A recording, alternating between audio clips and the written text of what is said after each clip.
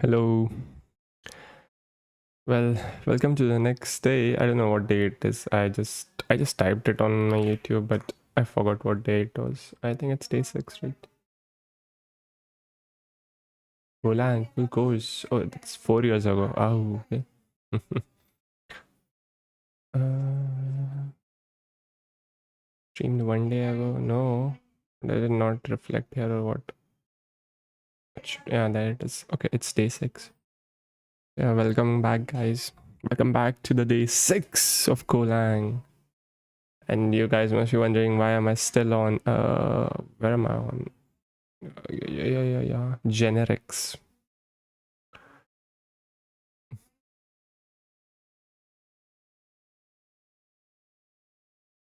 Must be wondering, why am I still on generics even after so many days?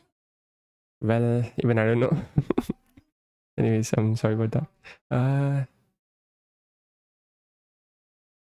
Let's go. Let's split screen.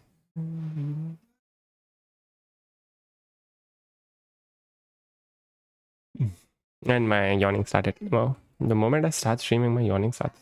That's such such a bad thing, bro. Come here, bro. Some slow songs. Maybe like Hotel California. Just don't want any Hindi song, nahi to it would distract me so badly.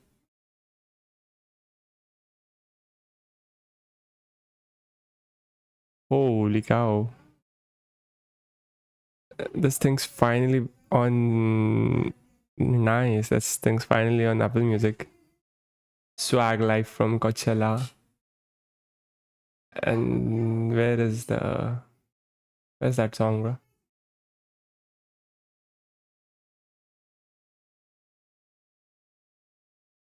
I don't see that song here, which was like getting so famous. I think it's in day 2 then. Let it be.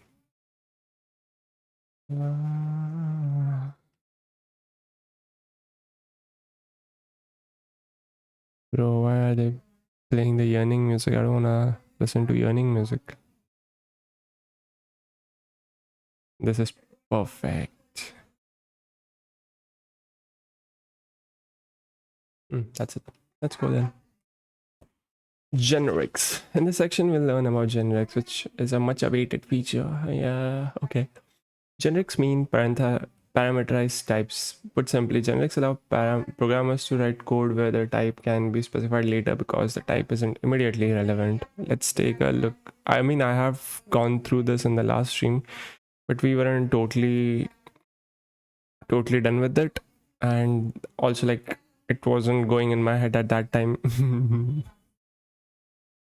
For example, we have a simple sum function for different types such as integer, float. Yeah, we cannot do like in Golang you can't do overloading, right? Overriding basically. Yeah, since method overriding is not allowed in Go, we usually have to create new functions. So for sum of integers, sum of floats, and sum of string, we'll have to create 3 different functions. As we can see, apart from the types, these functions are pretty similar. Let's see how we can define a generic function. Let's delete all this stuff. Bro, why can't I select this? There it is.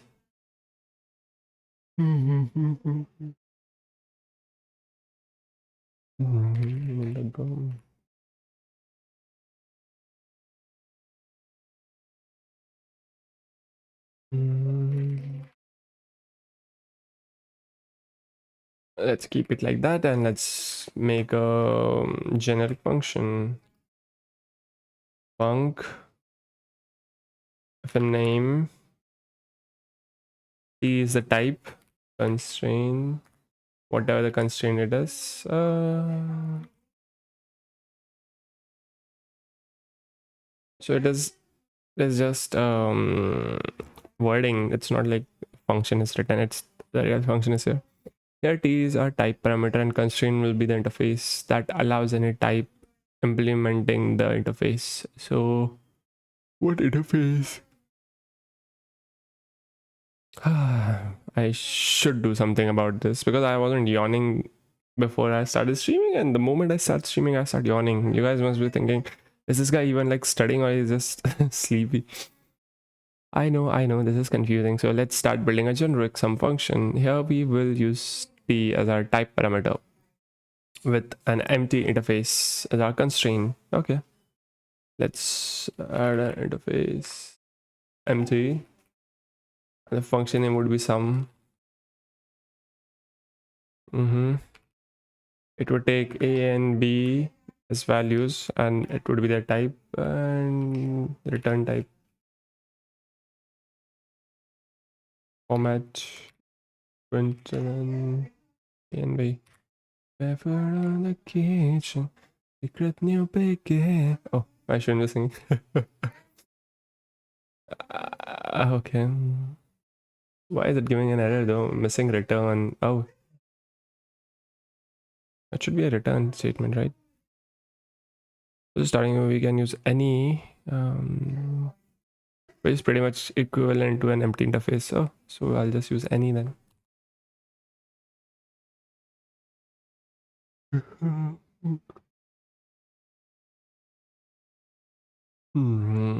There should be a return type too, right?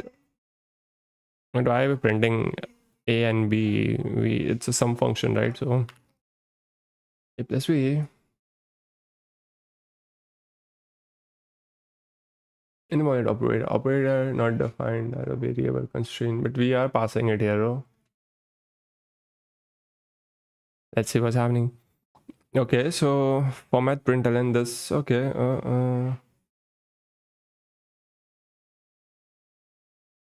we are expecting a return type, so that's why it's like giving this. If I remove this, then it won't give this error. But let's see.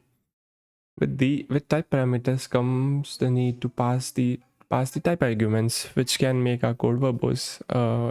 Some integer 1 2 this. Luckily, Go when it comes with type interface, which helps us to write code that calls generic functions without explicit type. Okay. But I am unable to run this, bruh. I'll just remove this for now.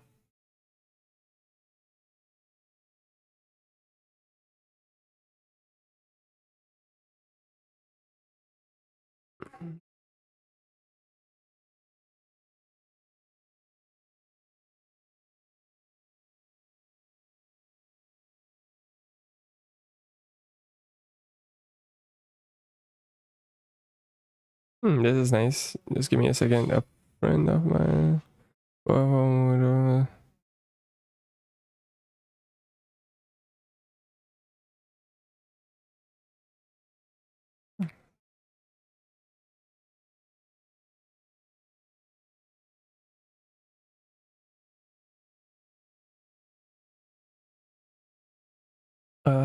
Just a second. I need to send my friend the YouTube video.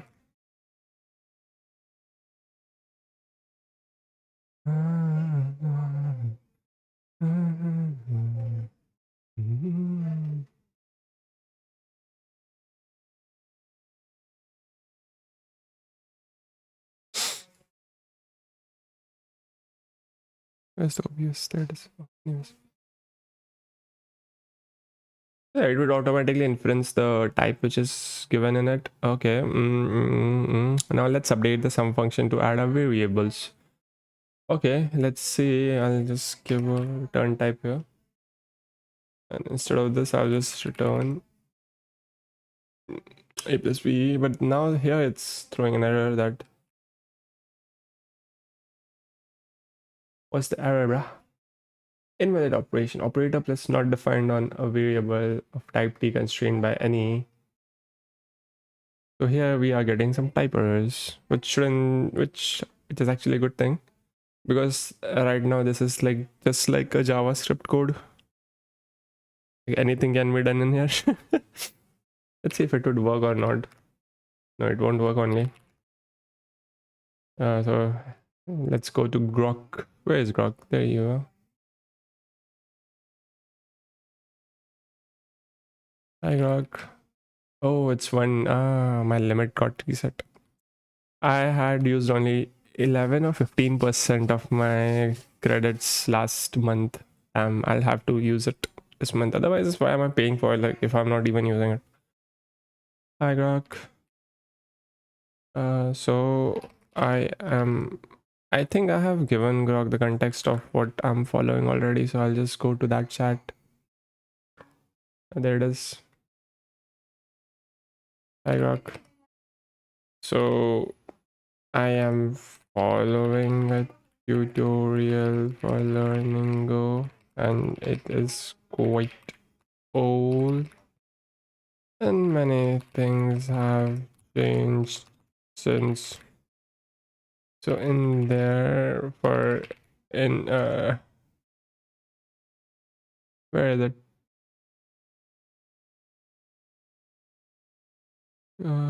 For generics, in there for generics, we have to find a in the for generics we have defined a generic function. Oh my god, you don't have to open generic function,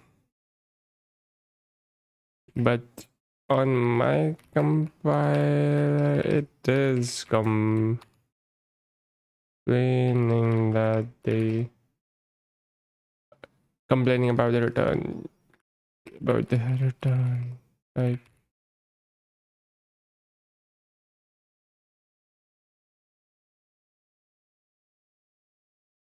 So can you help me with this? Type errors. Why the error? Okay, so oh, wait a minute. Okay, no, they are using any only. And just give me a second. I'll be right back.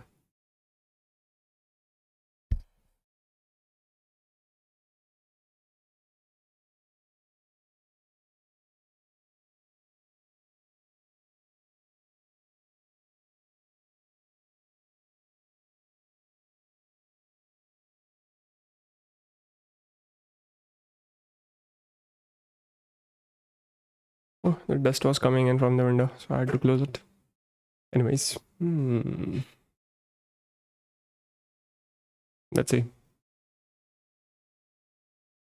That's a huge ass explanation. Okay. Yes, this is a very common issue in learning Go generics.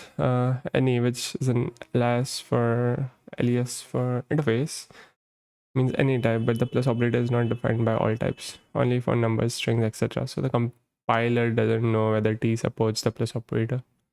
Correct way modern Go. You need to constrain the generic type to only types that support plus operator. Operation. Here's the best and cleanest solution. Oh my god. So we'll have to make an interface which will have these types which we will have to use. Like because these types only support a, right? Like plus operator. Oh, okay.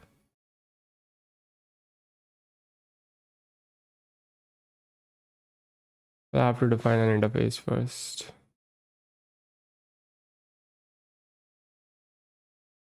Just use the numeric. And now it won't complain. Nice. That's actually good. Even better, use built-in constraints to mean 21 plus 1 has constraint package. Constraint dot ordered. So we'll have to get this package and then we can use ordered. Okay. Oh, it also works for string, so yeah, it would print hello world. Built-in constraints through Golang is widely used. Alternatively, simple constraint if you only want numbers, intent. Okay.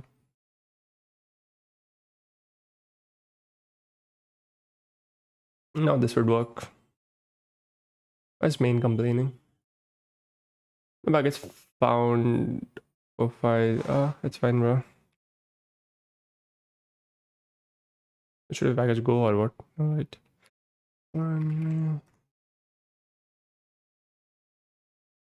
Oh, it's just return statement, not printing it.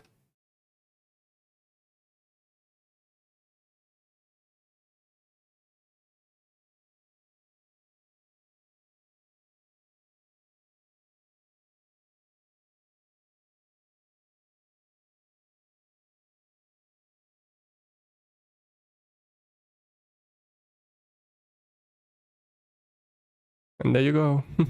So, okay, so this is actually good. It's a bit different type for determining, like, okay. So for normal function, you just remove that and you just give in the types. But for generic, you have to like give the type and the interface.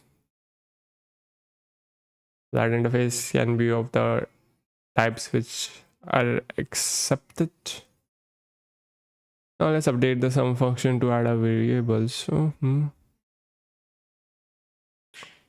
yeah, it would give an error for this string a plus b.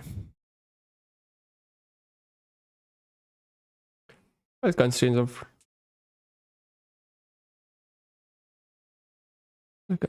type any generally work. It does not support operators. Let's define our own custom constraint using an interface. Our interface should define a type set containing int, float, and string. Oh, we can also add string in here, right? Let's see.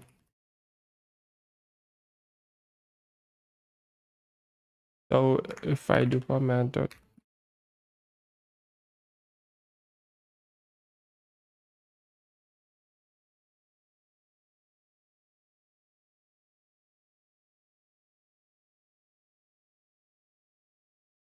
nice.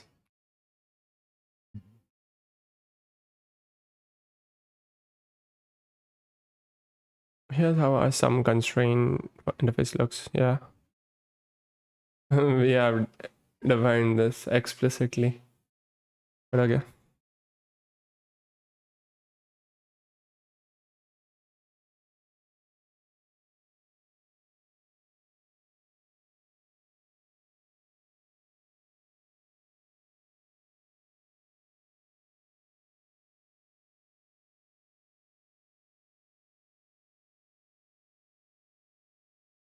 We can also use the constraints package, which defines a set of useful constraints to be used parameters. Yeah, just like Grok told. So signed interface uses all the integer values, unsigned uses uint values. Okay, integer uses signed and unsigned both. Float uses float 32 and float 64. Complex uses complex 64 and 128. Ordered uses integer, float, as well as string. Yeah, I'll have to like get it from Golang. For that, we will need to install constraint packages. Should we do that? Let's do it.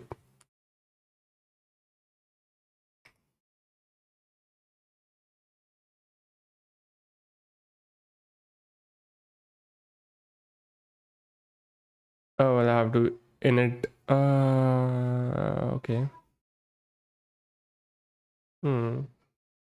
Again, I'll have to remember how to initialize the go.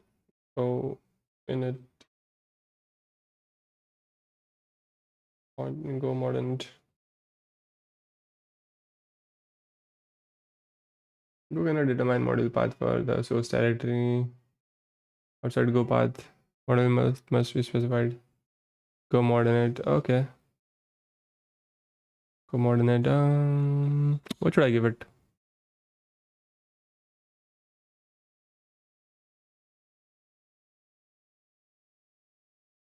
Generics. There it is. Generics is here. And let's add go get.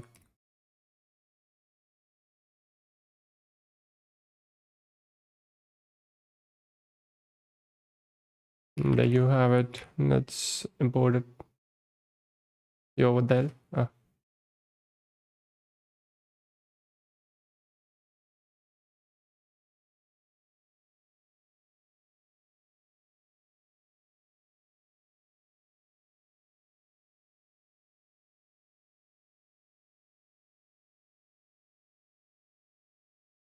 And now what's the problem, bruh? Oh, it's just complex, not. I know everything would work. One main. That is so now I won't even have to write them myself. I can just import it.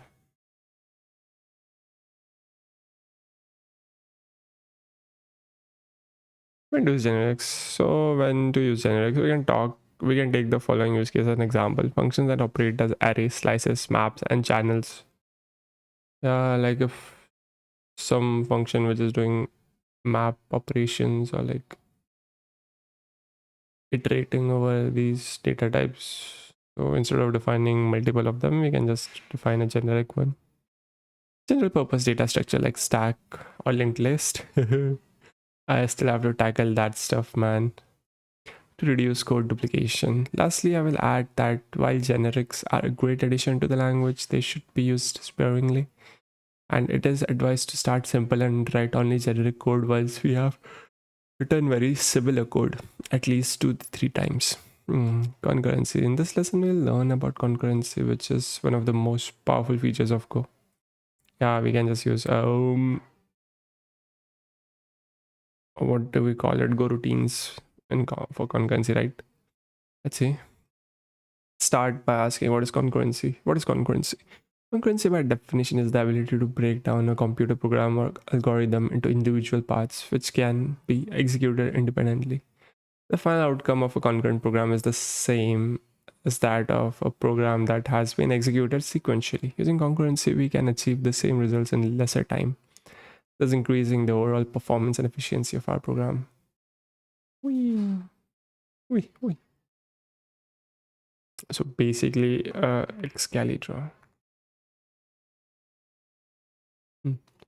So if you, let's see what concurrency is. So basically, if you have a process P1, why is it not writing automatically? And then you have a process P2, P1, and P2, and you need to execute them both. So suppose these two are the complex functions, and at some point of time in them, they have to like delegate their operations to the input output, like some other API calls. Like think of it such that P1 is doing some process for some time. Let's give it a color also. What color I can give it? Let's give it yellow, green, or red. Let's give this as blue. So these two are the processes. So like for like some time P1 is happening. Sometime P1 is happening, and then suddenly it needs users input from the IO. Like our agents need them, right? When we are like we ask them to do some stuff, and they ask for a permission like to modify this or run a terminal or something like that. Similarly, P1 is happening and it needs some input output from the user or some other agent or something like that. So when that time the CPU is idle, right? So it is waiting for some other task, but that time the CPU is running idle. It does not have any tasks running them.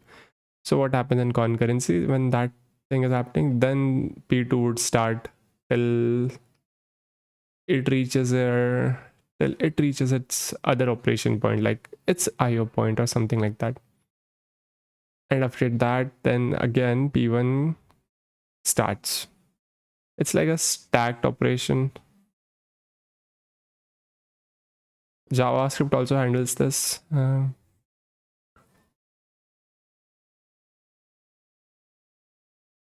This is how it goes, and then both the operations are finished. So this way CPU doesn't need to be idle, and it is like the most efficient way of using it. So like earlier, if you're not doing it concurrently, then what will happen? It would stop for a while, and then again it would continue. but then the time it takes would be more. Again, same like that. So what would be the problem is, the CPU won't be ideal, right? So the time taken by both of these would be greater than the single task here, like in concurrent tasks. So this was concurrency 101. A lot of people confuse concurrency with parallelism because they both somewhat imply executing code simultaneously, but they are not completely, they are completely different concepts. Concurrency is the task of running and managing multiple computations at the same time, while parallelism is the task of running multiple computations simultaneously. A simple quote from Rob Pike pretty much sums it up. Concurrency is about dealing with a lot of things at once. Parallelism is about doing a lot of things at once. Concurrency in Go is more than just syntax. In order to harness power of Go, we need to understand how Go approaches concurrent execution of codes. It relies on a concurrency model called CSP, communicating sequential process. Yeah, that's what I was telling. So communicating sequential process is a model put forth by Tony, Tony Stark. Built this in a cave. This describes interactions between concurrent processes. It made a breakthrough in computer science, especially in the field of concurrency. Languages like Go and Erlang have been highly inspired by the concept of communicating sequential processes. Concurrency is hard, but CSV allows us to give a better structure to our concurrent code and provide a model for thinking about concurrency in a way that makes it a little easier. Here, processes are independent and they communicate by sharing channels between them. Oh.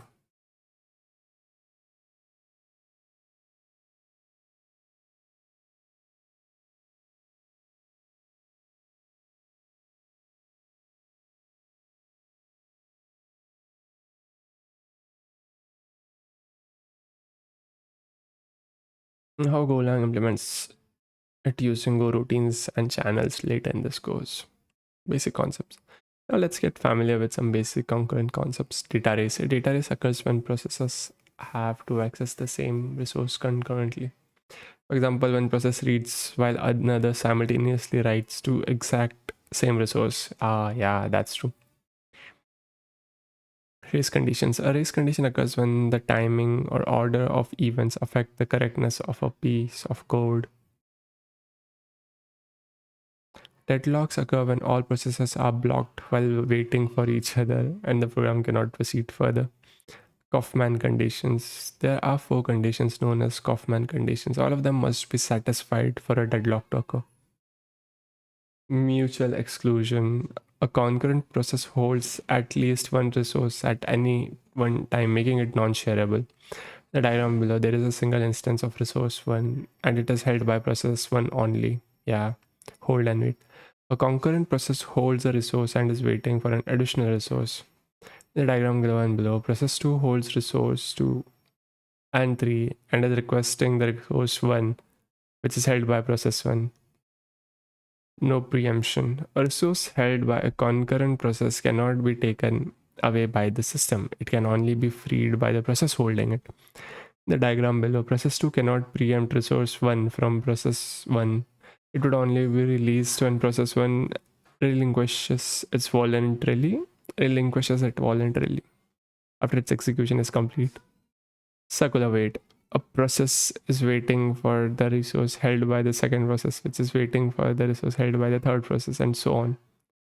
Till the last process is waiting for a resource held by the first process, hence forming a circular chain. So basically, process 2 is holding 2 resources and it is waiting for resource 1, which is being held by process 1, and process 1 is waiting for a resource 2, which is being held by process 2. What kind of love triangle or love 4 angle is this? In the diagram below, process 1 is allocated process resource 2 and it is requesting resource 1. Similarly, process 2 is allocated resource 1 and it is requesting resource 2. This forms a circular wait loop. Live locks. Live lock are processes that are actively performing concurrent operations, but these operations do nothing to move the state of the program forward. Starvation. Starvation happens when a process is deprived of necessary resources and is unable to complete its function. Starvation can happen because of deadlocks or inefficient scheduling algorithm for processes. In order to solve starvation, we need to employ better resource allotment algorithms that make sure that every process gets its fair share of resources. Finally, go routines. I mean, I have already done this also, but then again, it's like a refresher. It's not like I'm so proficient at it. So, in this lesson, we'll learn about Go routines. But before we start our discussion, I wanted to share an important Go proverb. Don't communicate by sharing memory, share memory by communicating.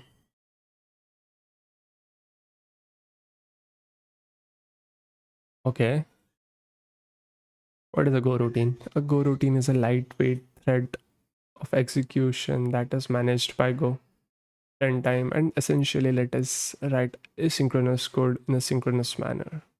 Async await of JavaScript. I'm getting so many pings.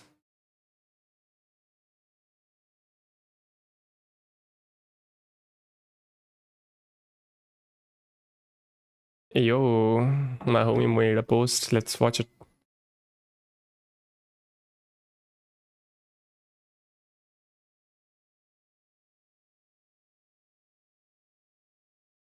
Left looping, toxic internship to go all in GSOC, LFX, contributed in multiple GSOC org. I got more interested in LFX and focus is shifted here and applied to term with 3 projects. LFX term 1 rejected, went back to GSOC org and kept contributing. GSOC accepted. Got my first ever self-earned MacBook M5 Pro. Gave multiple interviews, got rejected. Bros in GSOC and did not get selected by the interviewer. Sucks for that interviewer, bro. Gave my first ever talk at Big Stage. Visited KubeCon, my first ever big tech conference. Got some of good paid collabs and first XP out. Yesterday on Word, I was numb and sad due to personal reasons, but yeah, life is bad day indeed. I wanted to focus on health and try to get full time job into next half. Ah.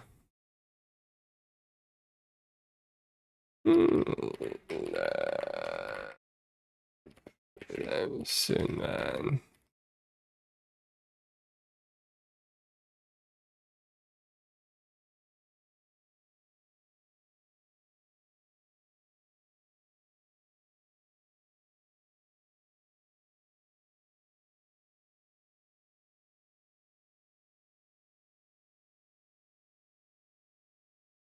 What are Go routines? A Go routine in the library thread. Okay. Okay. It is important to know that they are not actual OS threads and the main function itself runs as a Go routine.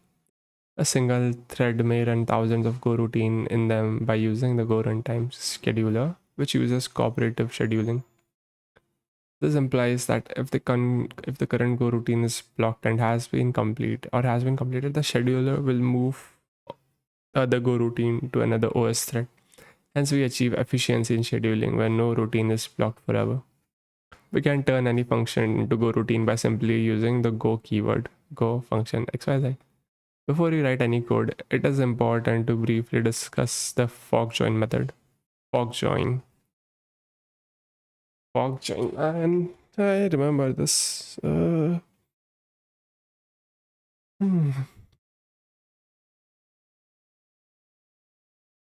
Go uses the idea of fork join model of concurrency behind Go routines. The fork join model essentially implies that a child process splits from its parent process to run concurrently with the parent process. After completing its execution, child process merges back into the parent process.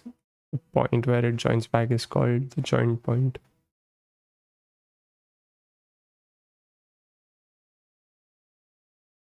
I mean, Taylor Swift gets hate without any reason. I mean, yeah, she does some weird stuff, but her song is good. Her songs are good. This is good.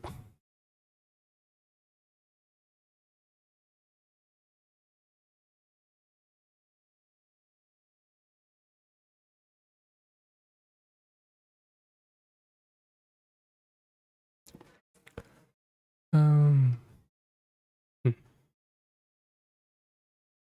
Well, let's write some Go, some code and create our own Go routines. Let's go. Finally, Go routines. I love writing Go routines. Function, speak, argument, string, format, dot print, and what are we printing? Argument.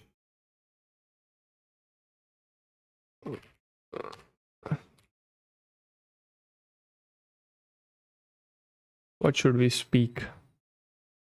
Bonjour. If that's correct way of spelling it, let's see how do we spell it. Oh, it is correct. Yay!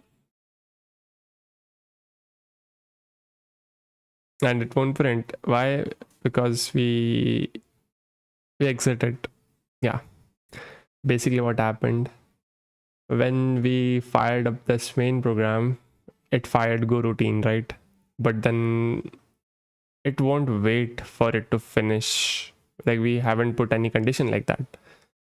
So it ran, it fired this go routine, oh, and then it stopped. And this go routine after that stopped, then it might have executed, right? So yeah. So now here we would see here the speak function is a prefix with go keyword. This will allow it to run as a separate go routine. That's it. We just created our first go routine. It's that simple. We can do this also, like wait for timeout and all that stuff.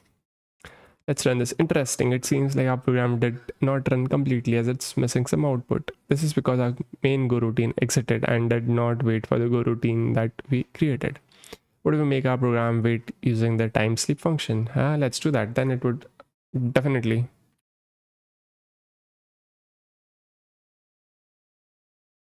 One.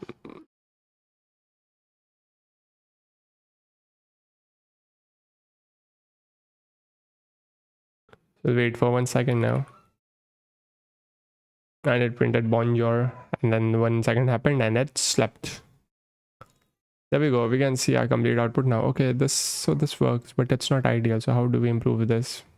Well, the most tricky part about using Go routine is knowing when they will stop. It is important to know the Go routines run in the same address space, so access to shared memory must be synchronized. Channels. This is such a funny image, bro.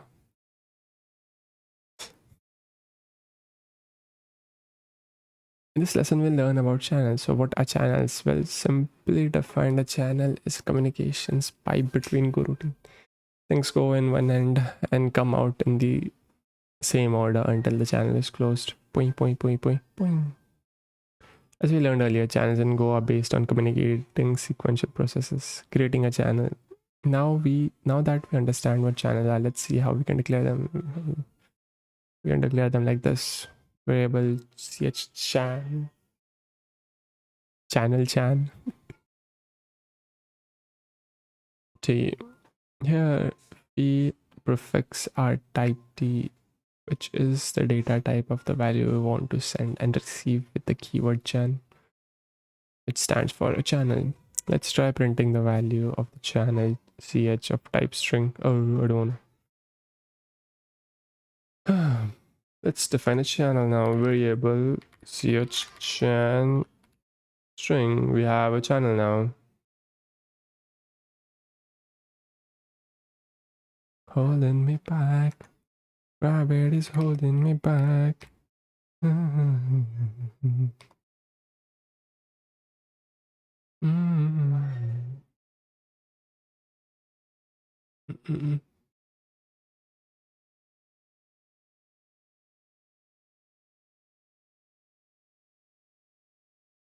Can we do this? What I'm trying to do? Can we do this? Is it even legal?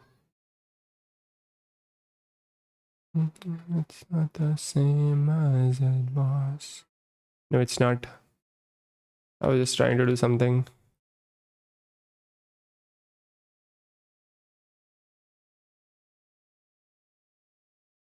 Let's see what is happening then. Okay. So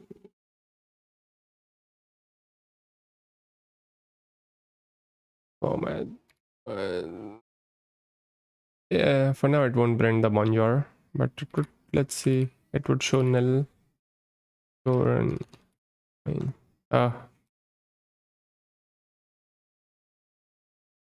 nil. Oh, it did print bonjour. Okay, for the time it took for println statement to run, bonjour was also done. Okay, as you can see, the zero value of the channel is nil, and if we try to send data over the channel, our program will panic. So similar to slices, we can initialize our channel using the build and make function. Yeah, building and make function is always better. Ch make chan string,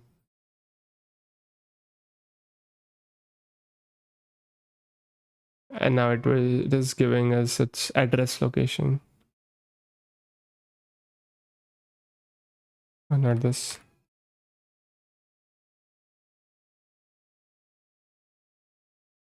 It keeps on changing. Okay.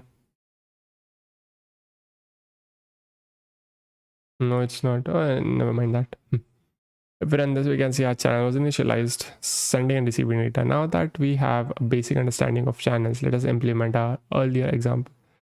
By the way, we can also do this in channel. I think 3. So it's like we're defining some empty spaces in the channel.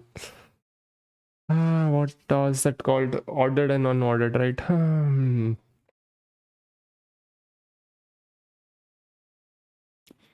Okay, now that we have basic understanding of channels, let us implement our earlier example using channels to learn how we can use them to communicate between our Go routines. Oh, okay.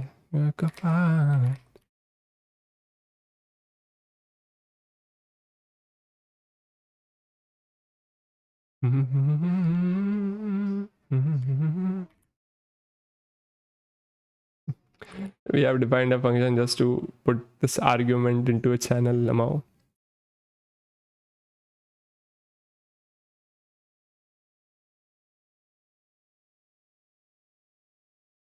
And we'll do this. There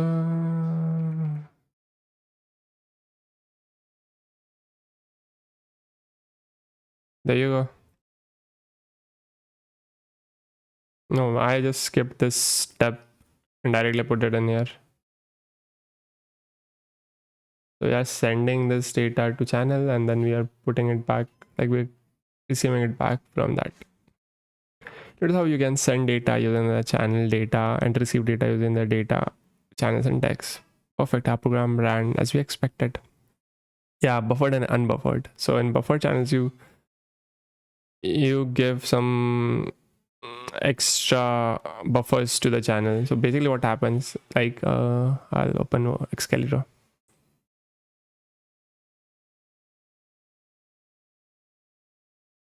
It's not getting selected, bro.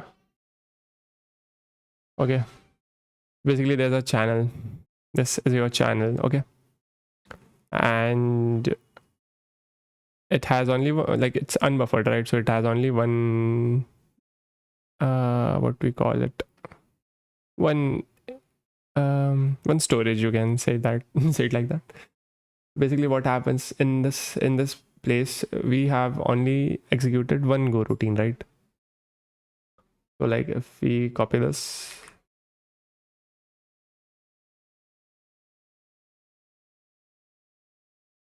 and why is it so bad?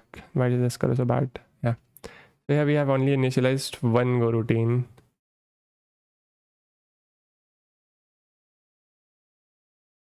So here what would happen, like when we put the argument into the channel, what would happen? It would like it would put this argument into the channel, right?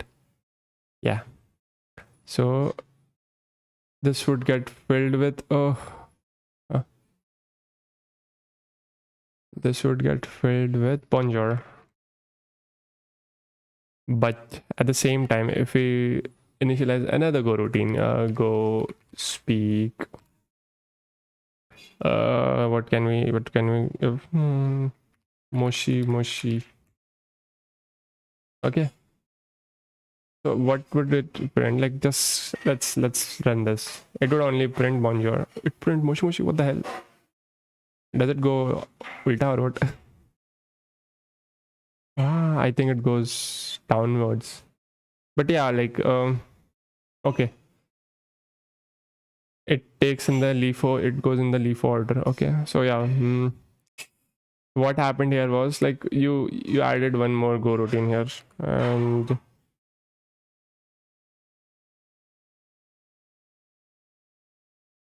yeah, so here we added one more routine. So what happened? This bonjour, it came in and then it got flushed. Actually, it never went in there. Only the moshi went in there. Moshi, moshi. So it went in there, and then it never came out. Only yeah, like the bonjour did not get space to go in there, right? So it got printed until all the routines ended. Let's see, we have a buffer channel that accepts a limited number of values without a corresponding receiver for those values. This buffer length or capacity can be specified using the second argument of the make function. So here, I can add 2 here. Okay, 3 also. But again, it won't print, it will still print either moshi or bonjour. Let's see what it prints. It printed moshi only. Yeah. Because we are not what do we say, mapping over it.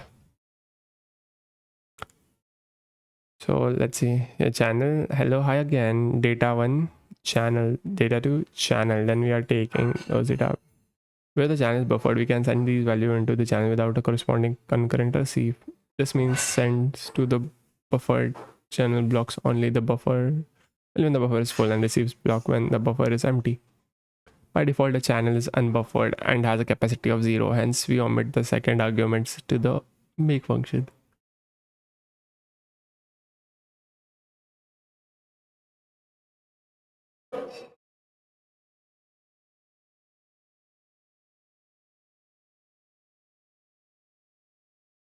Oh, we are using speak. I should have deleted that only. I'll just copy this and I'll just put it in. Just that. And it printed both of them.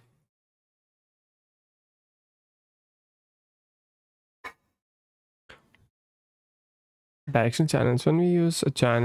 When using a channel as function parameters, we can specify if a channel is meant to only send or receive values.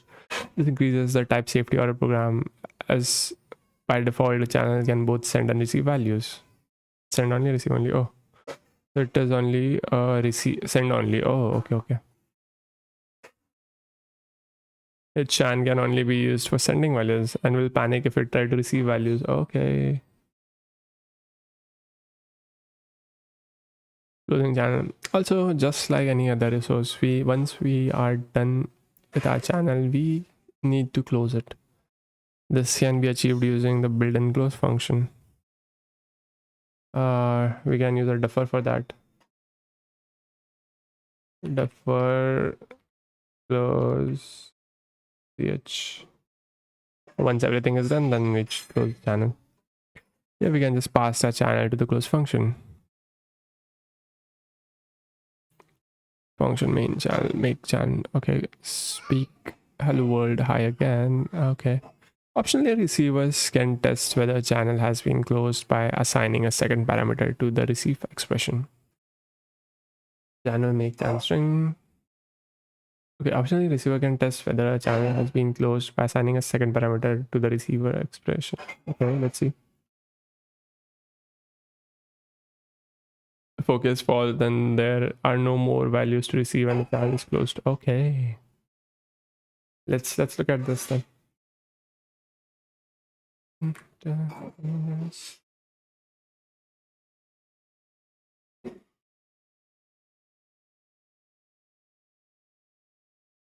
And it is true, so the channel is open.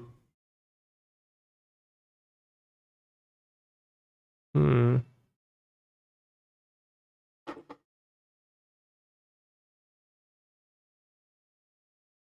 Again, it's true. I mean, I can add one more value there and then see if the channel is open or closed.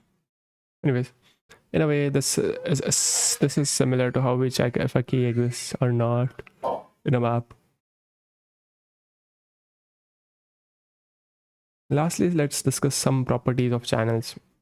A send to a null channel becomes a channel blocks forever. Okay. All go routines are asleep deadlock. Oh, okay. A receive from a null channel blocks forever. And all go routines are asleep deadlock. Okay. Yeah, these channels are like nil now. We have to use a make function instead of this. A send to a closed channel causes a panic. A receive from a closed channel returns the zero value immediately. Okay. So if we closed it and then we did this, then it would return 5400. Okay. That's crazy. A range over channels. You can also use for and range to iterate over values received from a channel. Okay, data equals to range channel, format print data. Okay. Select. In this tutorial, we'll learn about the select statement in Glow. Oh yeah, this thing was a bit uh nerve-wracking. What more has been left? Select and sync package. Mutex, RW mutex. What is RW mutex? I don't know. Cond. Okay. One spool. Okay. Map. Atomic. Advanced concurrency patterns. Generators. Fan and fan out. Newt. And pipeline. Worker pool. Queuing. And then what is this? With value. So okay.